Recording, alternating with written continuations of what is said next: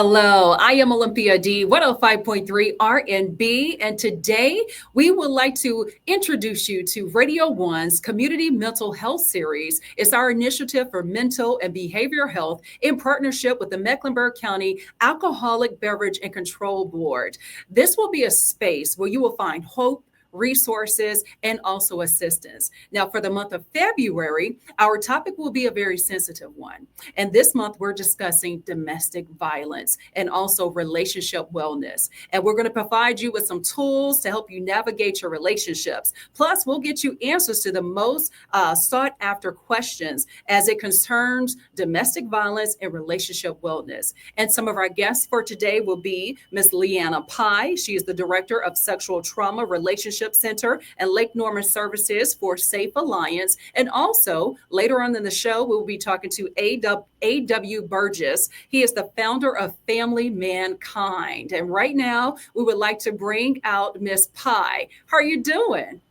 Hi, Olympia. Thanks so much for having me. No doubt. And one of the things about domestic violence, it is a topic that most people kind of shy away from. And it's not a topic that's publicly talked about because of the shame factor. Can you tell us about Safe Alliance and how you guys are helping domestic violence victims?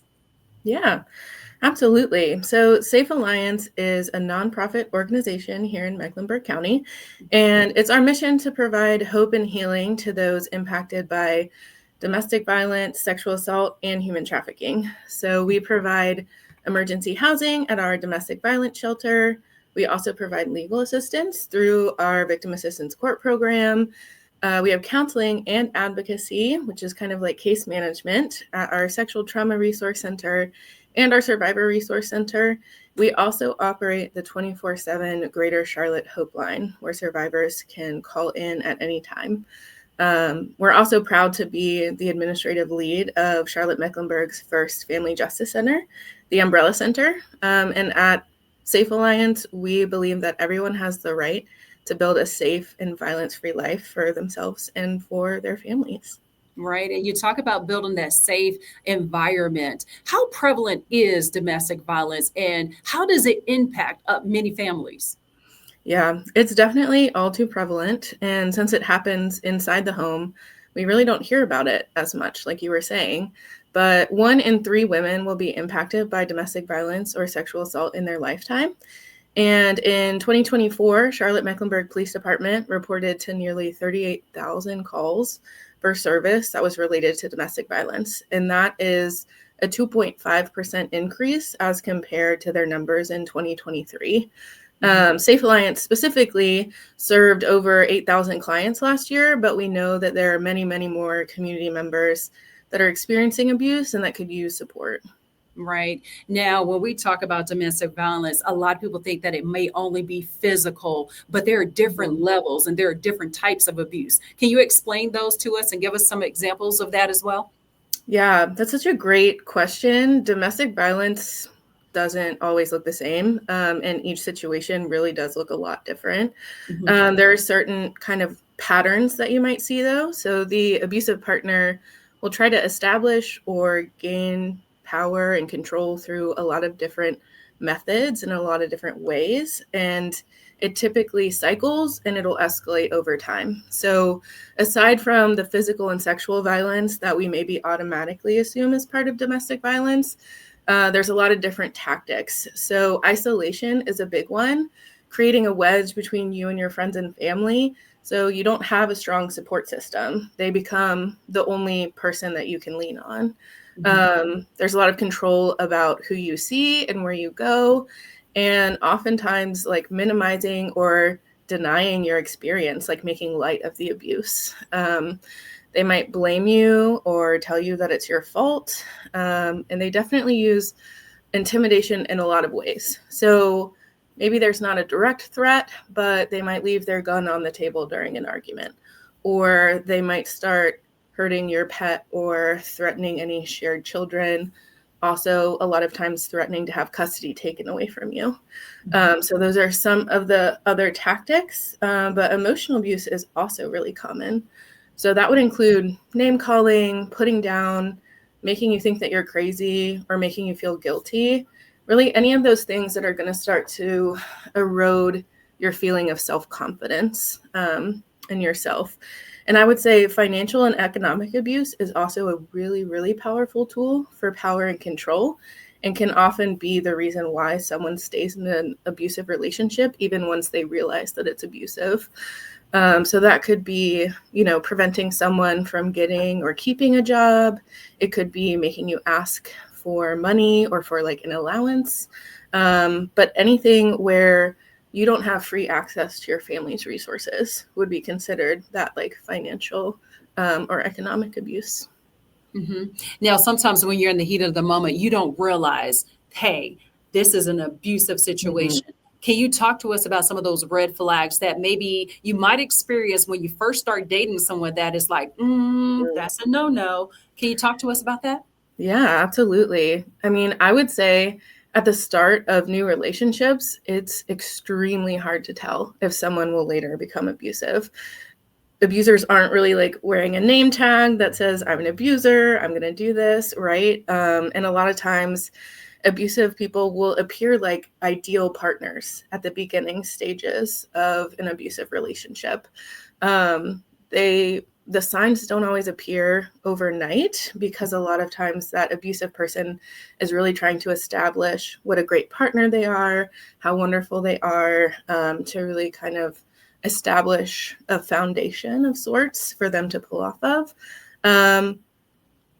I would say when you're thinking about signs, it really comes down to the basic, do you have the freedom to live your life the way you want to? Can you decide who you spend time with and what you do? Do you feel physically safe? Do you feel loved and supported and emotionally safe? Do you have access to your family's resources? Everything kind of boils down to that, because there are so many different specific examples that we could get into. But when it comes down to it, it's, do you have the freedom to live your life the way you want to? Right. And a lot of people may say that will never happen to me. I will never find myself in that kind of situation. But it's a lot of people do find themselves in those type of situations. But who is probably the most likely to find themselves in that type of domestic violence situation? Yeah, so it's really important to Safe Alliance that we acknowledge and we know that anyone can experience domestic violence. It happens to people of all genders, all races, all sexualities, religions, ethnicities, incomes.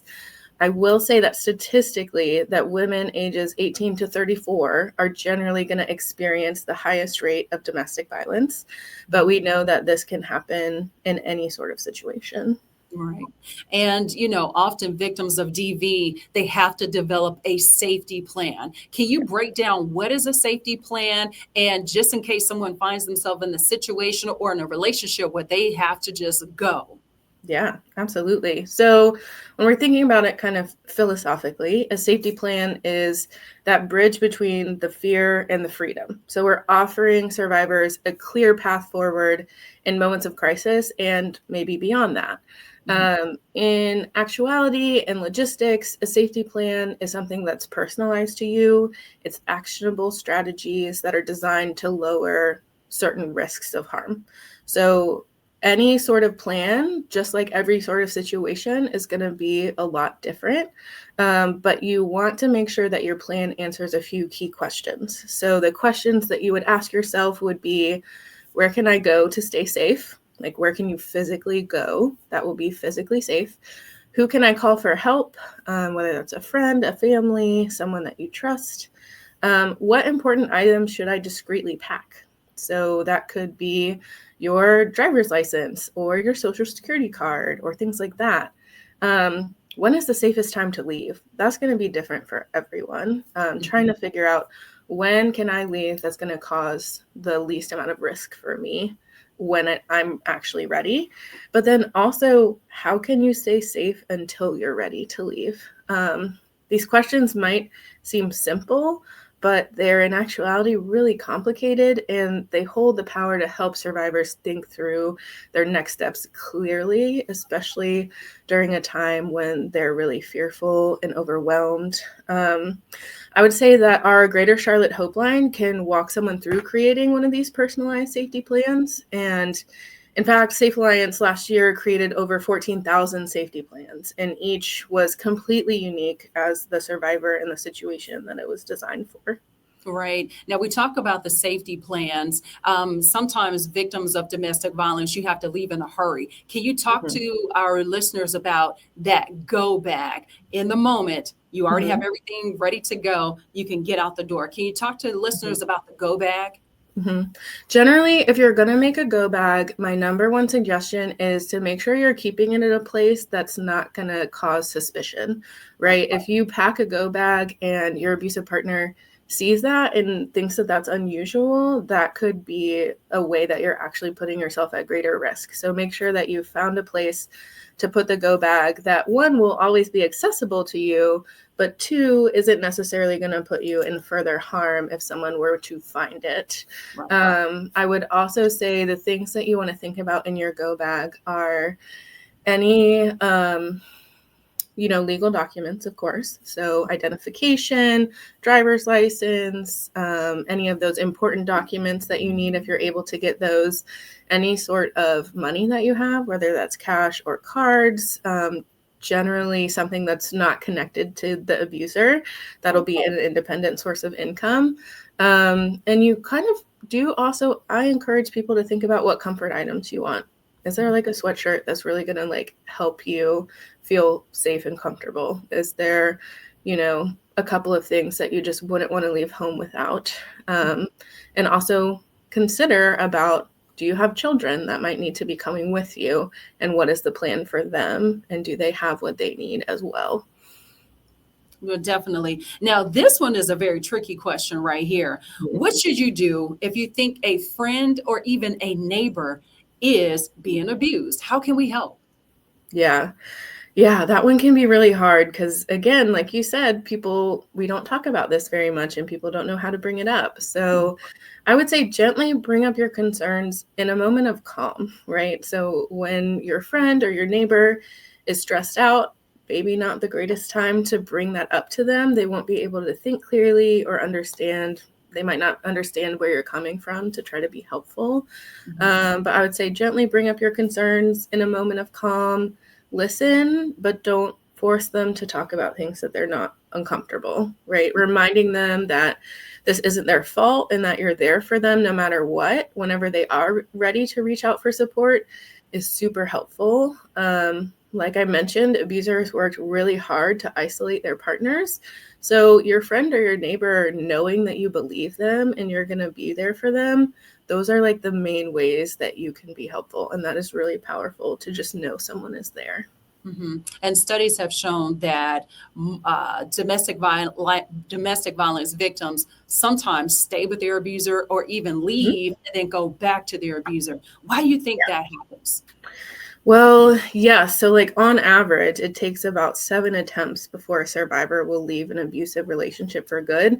Mhm. There's really good reason behind that. I know for us on the outside, it doesn't seem logical. It doesn't seem to make too much sense, but we've got to think about like that power and control that's gained in an abusive relationship through emotional manipulation, right? Abusers are often creating a really strong emotional pull to stay. They're starting that relationship being the ideal perfect partner. They might say that their wellness relies on you. They might even say that they'll hurt themselves or somebody else if you leave, right? And so that fear to leave becomes great when you're taking on responsibility of someone else's actions. But emotions aside, there's some really real logistical issues that come with leaving an abusive relationship. So there's always the fear of retaliation or, the potential harm when you're trying to leave. And a lot of logistics like getting your legal documents, establishing a separate bank account, finding a safe place to go, making arrangements if you had shared children. All of these things have to be planned out pretty far in advance. If an abuser has slowly established complete control over all of these aspects of your life, it's not going to be easy to do this undetected either. And so if that ever comes up and gets confronted, that's going to add to some of those power and control dynamics of, well, maybe it is better if I stay. If I stay, I won't die. If I stay, my kids won't die. I will be safe. If I stay is sometimes the logic behind that, right? And Right. so a lot of times we're thinking about those additional safety risks. And to be quite frank, a lot of times survivors have to choose between continued abuse or going without shelter or leaving their entire community all at once. I understand. And sometimes that can be a really big factor for them because it's like you said, it brings you back to the isolation piece where, hey, I'm going to be completely without my family, or I may have to struggle where they haven't struggled before. Yes, Yeah. exactly. Now, we talked about the red flags of a bad relationship, but what are some of the green flags to let us know that we're in a healthy one? Yeah, I love talking about green flags. Yeah. I would say communication is a really big green flag. You can talk about anything, even the tough stuff, and you know you're going to be heard, right? Not just about sharing, but respecting each other's thoughts and feelings. I think respect is another big one, right? Like you genuinely value each other for who you are. You don't have to change who you are in order to, be loved. You're free to be yourself. And that's what makes it so special when someone respects you for who you are. Equality, I think, too, is a really big one. So your team, decisions are made together. Everybody's voice matters. No one's opinion matters more than someone else's, and you work things out together. And then I would say also definitely consent, right? Like you're comfortable having honest conversations about physical and emotional boundaries. There's always a mutual yes. You feel safe to express what's okay and what's not okay. No means no. Maybe also means no, right? Yes means yes. And feeling comfortable to say no and knowing that's going to be respected, huge green flag. I think the last one that I kind of think about is boundaries. Kind of goes along with consent, right? You support each other's need for space, whether it's alone time or just time with your friends or doing your own thing. You can talk openly about what works for you, what doesn't work for you. But I think ultimately, healthy relationships are built on trust, understanding, and care. And all of these green flags can create connection and growth within a relationship. Right. And, we talk a lot about the abuser, but we also have to remember that in some of these situations, there are children that are involved and they need help as well. And that's where we bring in Mr. A.W. Burgess, and he's here with his organization, Family Mankind. That's where they come into place, and that's where they really, really shine. How are you doing, Mr. Burgess? I'm doing great. Thank you. Thank you for having me, Olivia. Great. Thank you. All right. So talk to me about Family Mankind. Family Mankind, we were established. I had written a book called The Family Man, and it was solutions to permanently eradicate domestic violence. And basically, it was my story and journey of how I became an abuser, domestic violence speaking, and but also the journey of how to get well, how to get help, how to go through therapy, how to get into group sessions, and how to really surround yourself with positive people. And it basically walked my way out of domestic violence situation. But of course, that comes at a price. It comes through losing valuable friendships, tearing up relationships with people that are good people, but because of my insecurities and just different way of thinking and processing things in a relationship, it always led to violence. Mhm. Can you talk to us about how violence impacts the children in those relationships?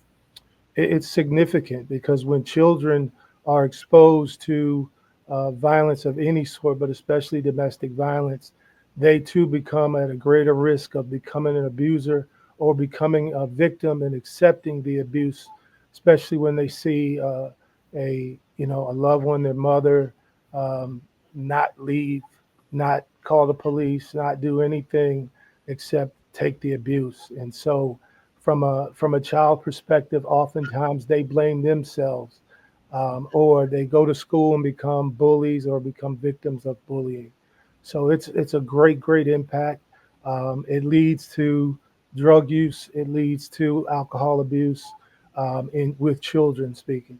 Mhm. What is the best way to reach a child who may be suffering in silence? Because a lot of times the children, they don't have a voice in this situation. What's the best way to reach out to that child and to get that child the help that they need? I think with the children that we've dealt with, it's always them knowing that they have security with us. So I think with children, you have to be almost a security blanket where they can trust expressing themselves, because oftentimes they're put on mute. You know, think about us as adults. You know, we're told what goes on in Vegas stays in Vegas. We're told snitches get stitches and ditches. So it's one of those things where we got to make sure that our children are free to express themselves regardless of what they see and hear from mom and dad. Right. And Mr. Burgess, you talked about breaking that cycle. How can you break the cycle of abuse so that it doesn't keep repeating over and over, generation to generation? You have to get help. You have to reach out to someone, whether it's church, whether it's the police. It's got to be somebody in a safe place that keeps you safe. Places like Safe Alliance exist for that very reason. Domestic violence is a very dangerous activity that people experience every day, and it's even, believe it or not, more dangerous for the people who are coming to help. So it's one of those situations where, you know, as y'all talked about the go bag, you've got to really have a strategy, an exit strategy, because it's one of those things. And I can speak about that personally because I know what my sentiments were when I was the aggressor, the abuser. You can really turn a bad situation into a tragedy. And so it's one of those scenarios where you have to have a security blanket with respect to family members and or friends or neighbors. You really have to have a safety plan. Right. Now, we were talking about, the go bag, and also sometimes the people that come to help sometimes are the ones that get hurt. What would be your solution? As I talked to Ms. Pai earlier, if you have a friend or if you have a neighbor that might be in a DV situation or that you think might be abused, what would be your advice as well? I think it's suggestions. I think it's letting folks know, hey, I don't know if this is what you're going through, but if you are, here's a recommendation. Because I think oftentimes people don't know what to do, or they, as Leanna effectively said, when you are tied into emotional abuse, or you got children, or you got financial abuse going on where you don't have an alternative, or you've got other family members that say, "Hey, don't bring that over here." Right. It's there's a reason why 1 in 7 women go back, and it's tied to those reasons. I mean, you fell in love with somebody, you give people. I mean, my girlfriend at the time, my wife, gave me benefit of the doubt so many times, and so the bottom line is that you have to have a game plan, a strategy, a safe strategy, because I'm a salesperson, so manipulation game is on a million with me. And I think that's what, most abusers, they don't look like abusers, they don't sound like abusers, but the manipulation, the emotional abuse is so real, that's why a lot of women choose to stay. But what sparked that change for you? What made you wake up one day and say, hey, this is something that I have to change? I would be a lonely man. I realized that if I didn't change, no one was going to love me and or love me long. Because again, you can, and this is what abusers do. We go from the next person to the next person, thinking that, oh, it's their fault, or they didn't really get me, or, again, I didn't see a problem with the abuse because, again, this is my normalcy.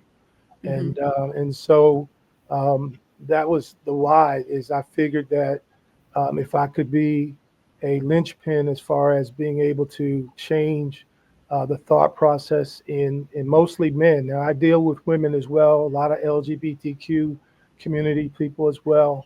Um, if I can be a mentalist and touch the emotions of people and have them really touch their conscious, then they'll change. And most times people don't have anybody that even talks to them about the abuse. And so Mhm.